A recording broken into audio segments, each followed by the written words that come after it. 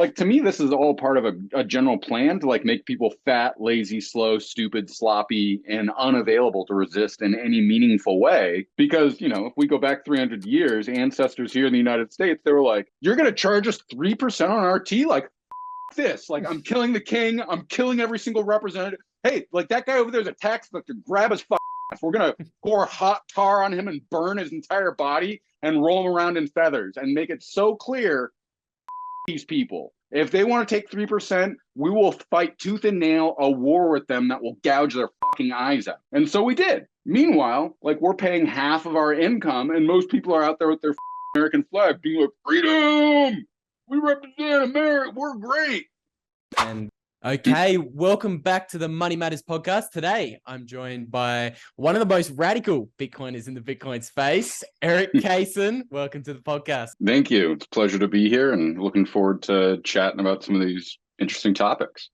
Very interesting is one way to frame many of your ideas. And the first idea I want to tackle today was this idea of our civilization kind of hurtling towards an existential risk in the digital age.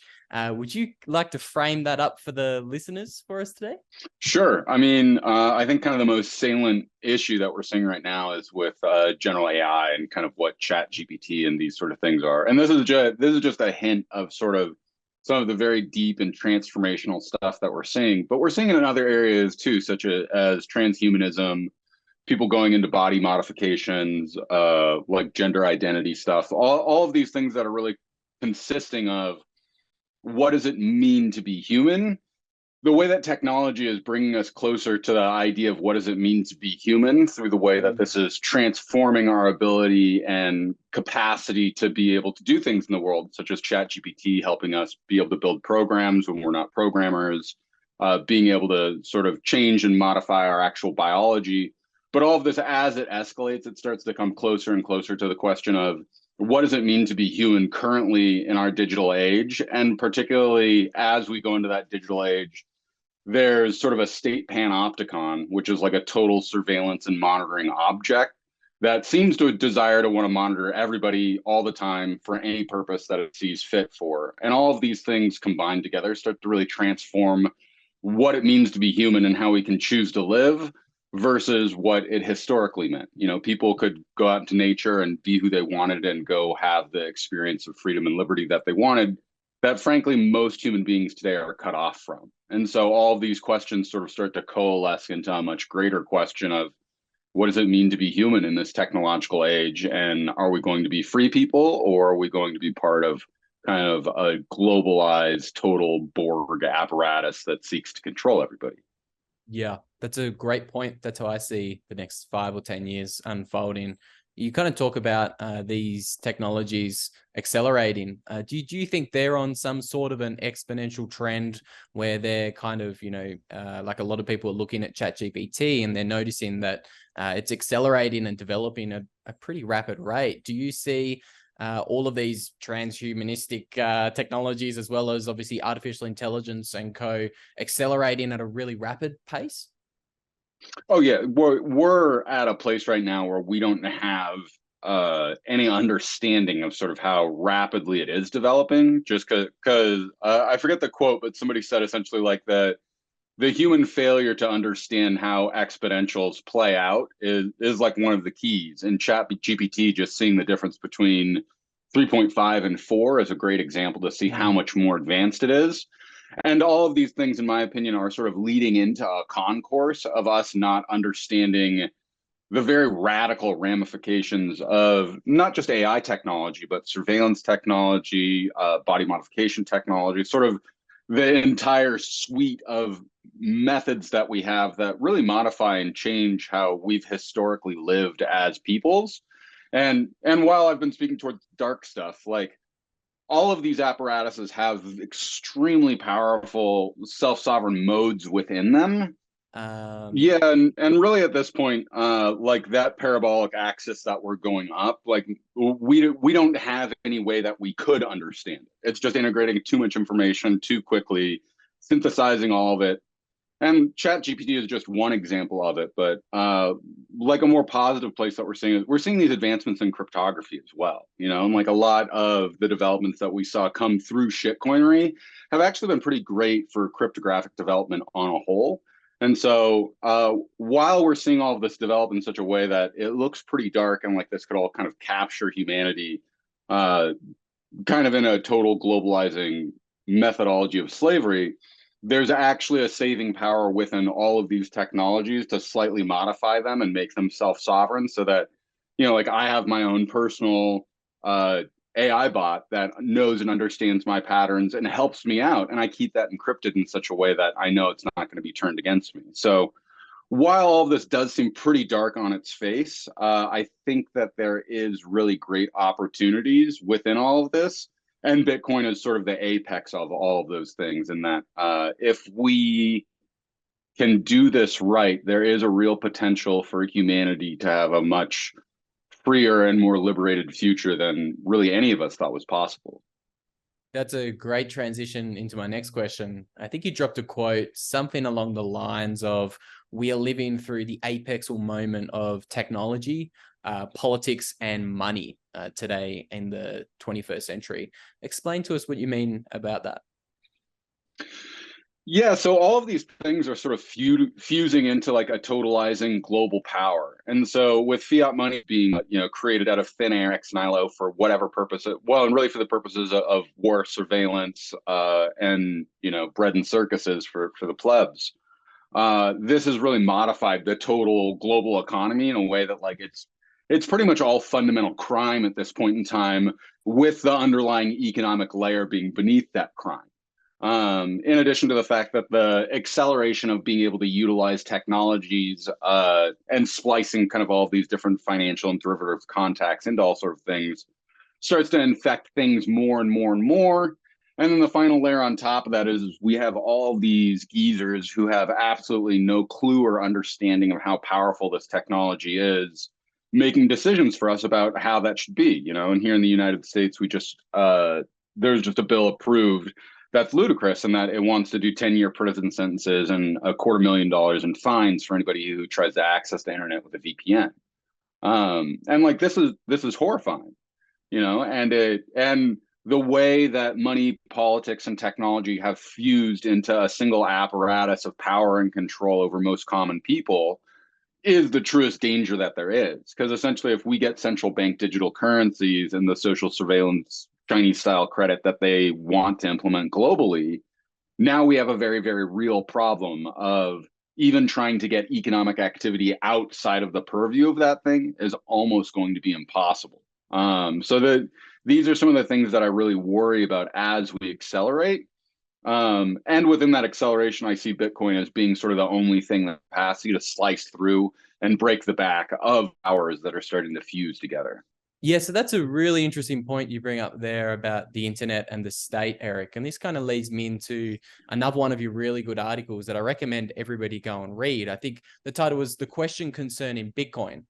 And in that article, there's a really good quote hidden in there. And it says, you've written, "The danger is the fusion of crypto with the state to create the technological panopticon through CBDCs." Let's talk a little bit more about what that could look like and how quickly it looks as if the world is racing to adopt these CBDCs, especially in the West, all around the world today.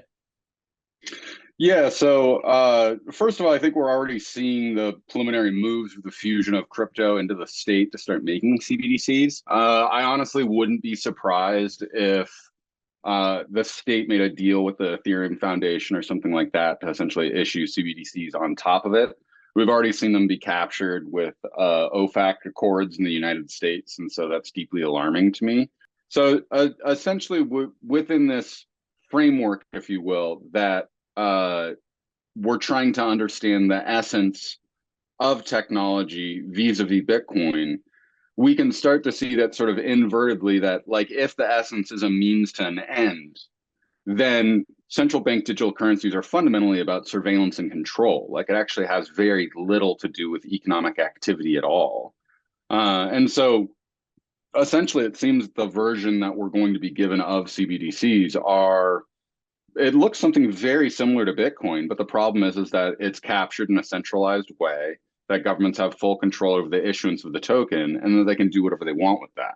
So this becomes a much more powerful tool than any general form of money that's ever existed before, because now there's an entire purview into all economic activity that happens within the global economic system, and governments can also stop, reissue, and augment the system in any way that they please. And so this becomes very dangerous because, as we've seen many examples over the last 2 years of political speech, that if somebody says something governments don't like, they can essentially have all of their money robbed from them.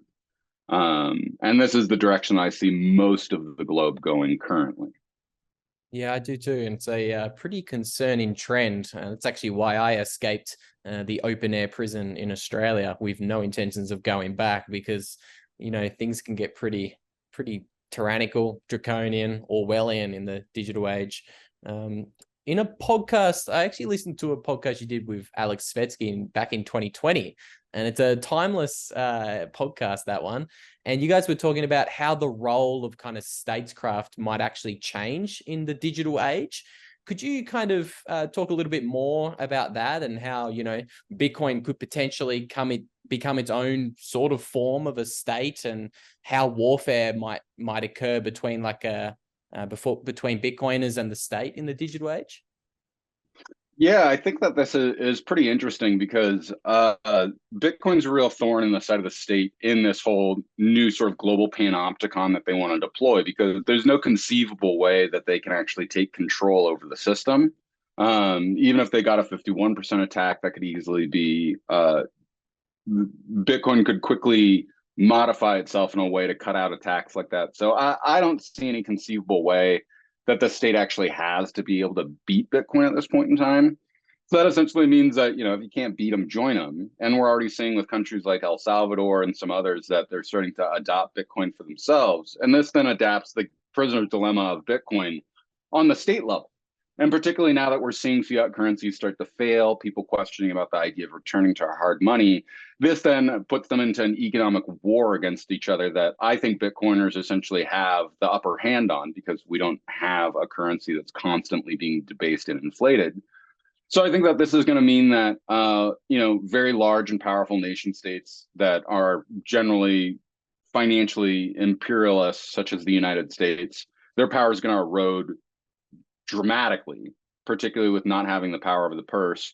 And I think Bitcoiners are going to achieve some degree of self-sovereignty, even within their own nation states. And that being a Bitcoiner itself is almost going to be like this secondary layer of citizenship. So that maybe you can call on a league to assist you with different needs. Maybe there actually becomes a sovereign territory established somewhere. Maybe there becomes overarching leagues of different cities or nation states that work together. But I think more and more that actually holding Bitcoin is going to be this signal that you're a self-sovereign individual that can essentially switch sides whenever you want to. So if you're an Australian, your government's coming down on you, they want 90% of all of your Bitcoin in order for you to just live. You can actually say, you know what, go fuck yourself. Turns out that El Salvador is going to give me citizenship for a fraction of that, in addition to they're actually going to protect my rights. Or maybe it becomes Costa Rica.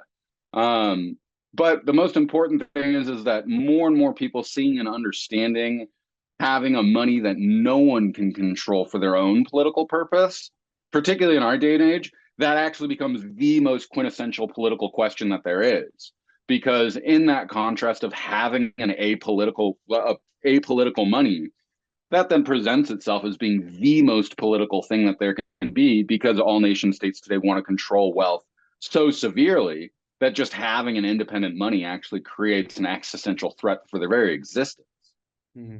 Yeah, I couldn't agree more. It's fascinating game theory, and it's game theory. A lot of the guys in the, you know, economic space, there's a lot of the macro bros that you see trotting around on YouTube or Twitter. They haven't explored this game theory of, you know, what is Bitcoin going to do to the state? They just think of Bitcoin as this, you know, pet rock that's, you know, digital gold 2.0, and I think it's so much more than that. In an article, you go, jump in. I was just going to add on to that I think one of the most important things, particularly with those individuals, is that, and it's understandable as well, is that most people haven't engaged Bitcoin in a thoughtful way whatsoever. They literally relegate it as a pet rock and it's done with. And so there's never actually an opportunity for them to go, well, hang on. So if this thing truly is self-sovereign and there isn't a way for the state to destroy it, what does that mean? And I honestly think that 98% of people who have encountered Bitcoin have not had that thought process about it. And so all of that is cut off and unavailable for them because they just assume that the state can destroy it or it can be inflated or hacked. God, I fucking hate that term. Backdoor. The CIA put a backdoor in Bitcoin. Yeah, and it goes to show that like there actually isn't a logical thought process that goes on towards understanding this technology. It's just it magically got hacked, you know, whereas people who actually understand the code base, they look at it and they go, oh, there isn't or at least seemingly there isn't a space available where something like that could happen or even be possible. So I just think that that's an important note to include because I don't think anybody's actually, I don't want to say anybody, but I think the vast majority of most individuals, when they look at Bitcoin, they can't entertain all of the most important questions about it because they can't even get to that step. Yeah, it's a lot of people just look at it through that one very narrow economic lens and framework, and I think it's wrong. Let's explore a really interesting idea and a different kind of framework, and one that I probably haven't considered. In an essay that you titled Crypto, Truth, and War, this is a quote. You say, Bitcoin is an explicit military asset of war. Let's explore that quote. I think that's a really interesting rabbit hole. Yeah, and so this is, it's funny because I've had a number of people point out Jason Lorry's thesis to me because essentially those things seem to conclude with each other. And what's actually the most interesting thing is I think me and Lori are actually very, very close in our analysis, but at the very bottom we sort of flip, and it puts us looking at this almost from diametrically opposite sides. And that he seems to think that this is a technology that the nation state can overtake, that they can utilize the amount of potential energy that they have, commit that to the network, and essentially assume the role of Bitcoin for themselves. I actually think it's the exact opposite. I don't think that there is any capacity to take over that potentiality of energy, in addition to the fact of that there's always going to be free and available energy for entrepreneurial individuals to take upon for themselves to utilize. So I think that's always going to ensure the decentralized nature of Bitcoin on a whole. But circling back to about it being a technology of war, like I need to insist that cryptography fundamentally is a technology of war. There was no other purpose for the development of cryptography. And it was only through the entire historic development of why we needed cryptography, why secure and private communications allowed for the advancement and development of the topology of war in such a way that essentially if you have encryption, you're going to have a leg up over whomever you are making war against.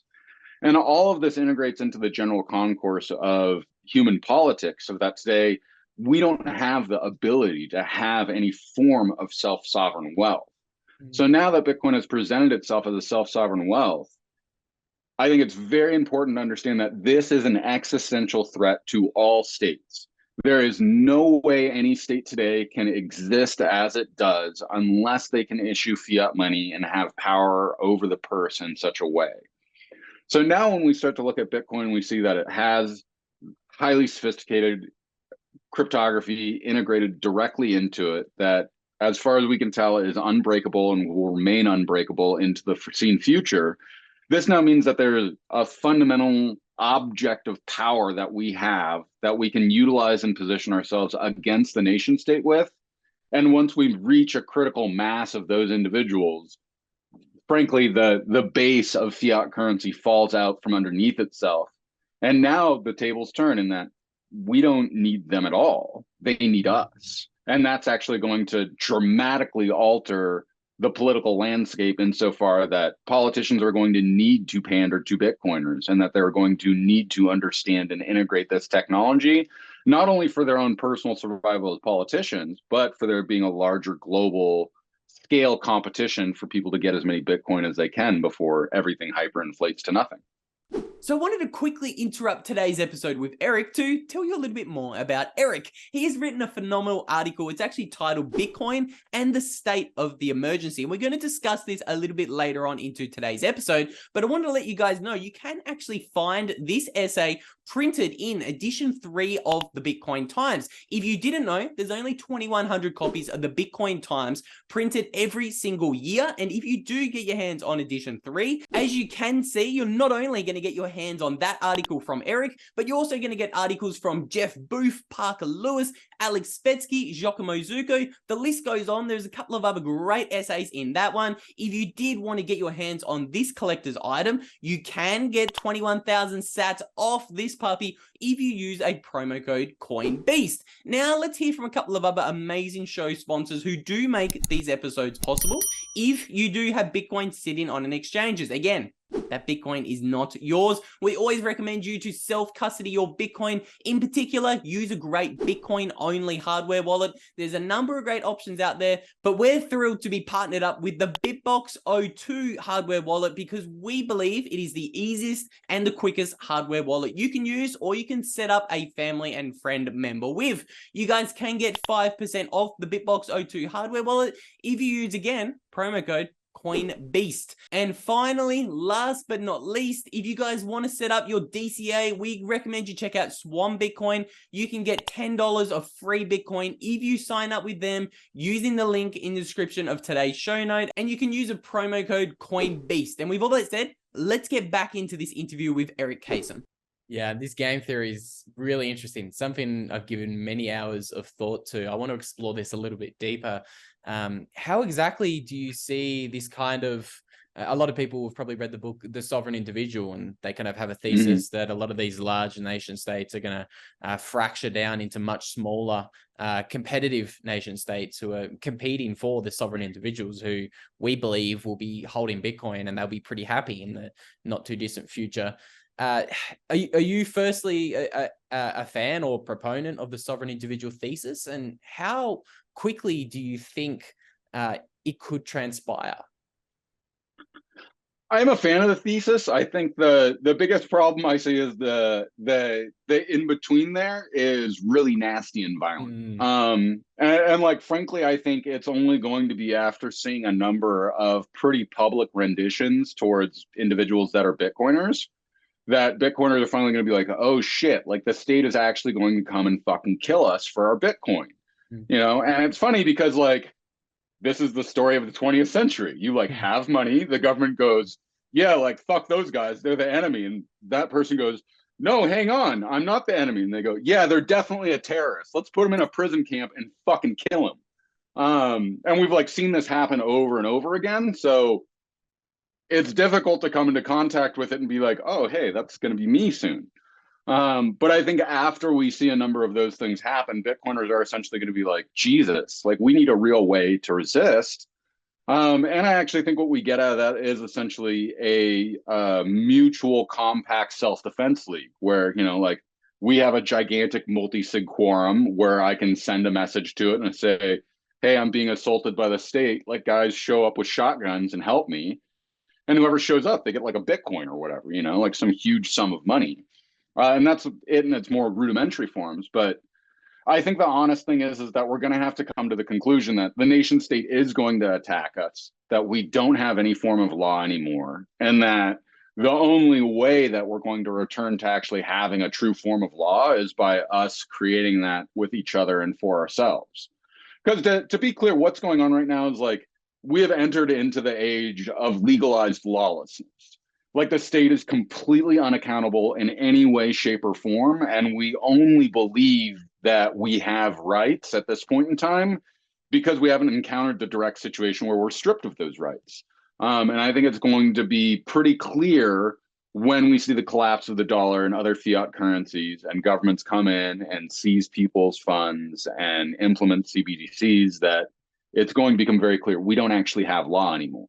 And to me, like, ironically, as a crypto anarchist, most of my work is about trying to figure out how do we recover law in the deepest sense of the word, in terms of the Greek idea of nomos, that that which actually has us come into relation with each other and understand each other as being mutual citizens of our law and what that means to us.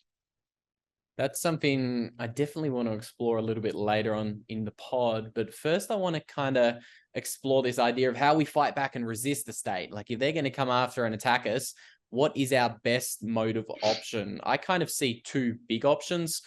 So the first one is kind of hide within a large Western authoritarian state. I've kind of already lived that experience in 2020 and 2021 because of the decisions I made with my personal freedom and bodily autonomy. I kind of played that scenario for a year or two, but then I've also played the scenario of escaping those Western authoritarian states and trying to be a digital nomad and hop from country to country, like an El Salvador or a Mexico that might be more friendly towards me. Which option? Well, firstly, let's talk about both of those options. What is the best way to resist the state when they do come after the Bitcoiners?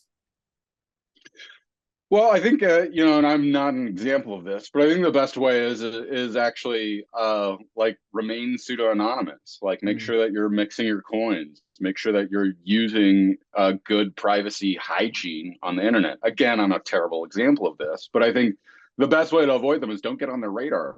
Like don't be captured inside of their views and limits and understandings. And with that being said, like I very much see where Bitcoiners are at right now is that like we are all in a state of wandering. Like we're trying to figure out where do we belong? Like do we need to do this inside our own neutral states and create our own leagues? Do we all need to go to some single nation state and create a new form of life there together? And I think all of this is going to require just a lot of experimenting and exploring to discover. Like I'm located in probably one of the most tyrannical states in the United States, of California. I'm here because of my family and because, frankly, I really love the nature and this place that I live in. But I do have very deep worries and fears about how, I'm tethered to the land here. If the state shows up and wants to beat me up and take my house, they can do that. And that's like a huge point of vulnerability for me. So I actually think between those two options, in my opinion, I think both of them are actually fleeing from the problem a bit. And I actually think the third option is that like we have to politicize at some point in time. And like I don't want this at all, and this is like the last option because I don't like what it implies. But I think the truth is that like what's going on is fucking insane. And like it's outrageous when you really start to plug in to realize that like our governments steal half of our fucking livelihood every single goddamn year, and if we don't give it to them, they want to throw us in jail. Like this is absurd, and it is insulting to the dignity of what it means to be a human. And I think until we actually rise up and say, you know what, fuck these people, they have no right to steal from us to make their military warships and their planes and their bombs. And we need to figure out how we're going to resist and fight back against these people. I don't see a movement like that happening anytime in the next decade. But I do think the turmoil of the next decade is going to create a very ripe political grounding for such a thing to present itself. Whether that becomes a Bitcoin only movement or an internet party movement or something in between, I don't know. But I do think that the truth is the only way that we're going to actively resist and fight back against our governments is through a truly political movement. And when I say political, I want to be clear that this isn't party politics or electing somebody or trying to amend a constitution. It is about giving people a praxis so that when the government shows up, they can say, fuck you. You can break my bones. You can take all of my shit, but I got my Bitcoin and I'm going to use that to fight you. And when it comes down to it, I want you to know that, I got $10 million somewhere that you'll never touch. And now I'm going to use that to hunt your family. I'm going to use that to hunt your friends. I'm going to make it so that your life is threatened for the very real tyranny that you implement in the world. I hope that we'll find something in between that because I don't think warring with each other is the best. And I actually think at the end of the day, everyone wants Bitcoin. The difference is that most people don't understand it. And I think once they do understand it, they'll want it and they'll want to be in alliance with it. But getting over that educational barrier, I think, is probably the greatest of issues right now. So, Yeah, I couldn't agree more. That's why we're doing podcasts like this, trying to bring that educational barrier lower. Eric, earlier, Absolutely. yeah, I think it all helps. Earlier in the podcast, we were kind of talking about there would be like a tipping point or a critical mass of these sovereign individuals. And I want to kind of tie that together to your last response there. We're kind of talking about, it's outrageous that the state steals 50% of our money through taxation, and then obviously inflation and all of the other ways the state steals our wealth. Is there like a tipping point where you see even the everyday normies think this is a bit odd, this is a bit weird, maybe the state's been a little bit too tyrannical, they're stealing 60, 70, 80% of my wealth? Do you think there's a tipping point where the large majority start to wake up to just how tyrannical the state is? Uh, Because I we're really already wish at 50. We're already at 50 in lots yeah, of and places around the world. I really wish like I had an answer of like, yeah, this thing happens, and suddenly people are like, whoa, like we're slaves that are gonna be fucking killed by the state. Like, no, like no. The truth is 90% of people in the world today are absolute cattle, and I'm really ashamed to say it, but part of the development that happened after World War II was like how do you make a placated society that can be milked and stolen from and will be docile, happy little people. And that's what we've had for the last 70 years. So I think 9 out of 10 people, like you could literally show up with the government and kill their family and children, and they would just be like, man, like this is horrible. It sucks. And I hate that it happened, but totally not going to stand up or resist it or fight back. And to me, like this is one of the developments of this sort of transhumanism that's already happened is that like, look, between all the chemicals in makeup, beauty, soaps, synthetic foods, all these, like to me, this is all part of a general plan to like make people fat, lazy, slow, stupid, sloppy, and unavailable to resist in any meaningful way. Because, if we go back 300 years, ancestors here in the United States, they were like, you're going to charge us 3% on our tea? Like, fuck this. Like, I'm killing the king. I'm killing every single representative. Hey, like that guy over there is a tax collector. Grab his fucking ass. We're going to pour hot tar on him and burn his entire body and roll him around in feathers and make it so clear, fuck these people. If they want to take 3%, we will fight tooth and nail a war with them that will gouge their fucking eyes out. And so we did. Meanwhile, like we're paying half of our income, and most people are out there with their fucking American flag, being like, "Freedom! We represent America. We're great," And it's all just part of a huge propaganda nightmare that we live inside that has created most people to be incapable of true thought.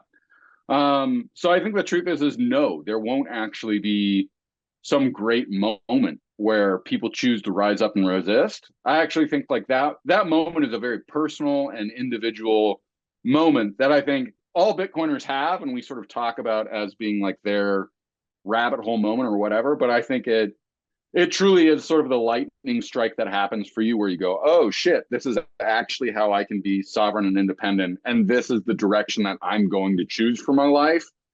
And I actually think the most critical moment is when people choose to put most of their wealth into Bitcoin, because at that point you have truly made the decision for yourself that I will go in this direction that still seems kind of unknown and scary or whatever else versus the known world that is always going to reduce to sort of some form of slavery. So sorry if that's not the hopeful answer we wanted, but I think it's the honest one. No, it's a brilliant answer. And I think you bring up a little memory in my own rabbit hole story. I think I was talking to a pretty hardcore Bitcoin maximalist on Bitcoin Twitter in 2019. And I think at that stage, I was still of the view, yes, Bitcoin's transformative. Yes, it's radical, but it makes economic sense to have this diversified portfolio. I think I had like, I don't know, 30% of my net worth in Bitcoin. I had like, 20, 30% in all of these tech stocks and bloody uranium stocks, gold stocks, all this other garbage, and 20% in fiat, 20% in gold. And this Bitcoin, I'll name him on podcast. He'll love it. It's Armin the Parman. He's another Australian Bitcoiner. Oh, everybody loves Parman. Yeah, Parman's a champ. And he said to me something along the lines of, what's the point? Like if Bitcoin doesn't win and doesn't succeed, you know, everything else is worth zero in a world controlled by a nation state with, you know, powerful technology at its helm. So what's the point of being diversified? It's either Bitcoin wins and we have freedom in the digital age, or Bitcoin fails and we have absolutely nothing. So I had that moment myself in, I think it was 2019. And I just put the majority of my net worth in Bitcoin then. And I would love to know. I would really emphasize Parman's point there. We have less than a minute too, if you want to. I'm not sure what you want to do about that. Yeah, let's do it. Should we? Okay, well, I'll just try to do it, and maybe I'll make it, or maybe I won't. But his point that everything else is worth zero is very, very important, because that is already a truism that exists, and people are like, well, what do you mean? I got $2 million of my tech stock here. No, you fucking don't. At any point in time, you can be stripped of that for legal reasons, or on the opposite side, they can just make up a bunch more stock to fucking issue to whoever they want that then dilutes yours. And that is how it works with everything. So I hope you loved today's episode with Eric, and before we close it out, I wanted to bring you guys a breaking announcement. Since Eric and I recorded this episode a couple of months ago now, Eric has actually published his first book. It's titled Crypto Sovereignty. As you can see from what I'm showing you on screen here, it is a beautiful book, and it obviously has some of the greatest essays that Eric has ever written, as well as so much more. We recommend you go and get your hands on one of those. Eric is a prolific and very underrated writer in the space. So check his book out at the link below. And with all that said, I hope you guys enjoyed this one. If you made it this far into today's episode, I'm sure you're going to love the recent video that we did record on topics adjacent to this one. You can find a link to that one right there. And with all that said, I'll see you all in the next one.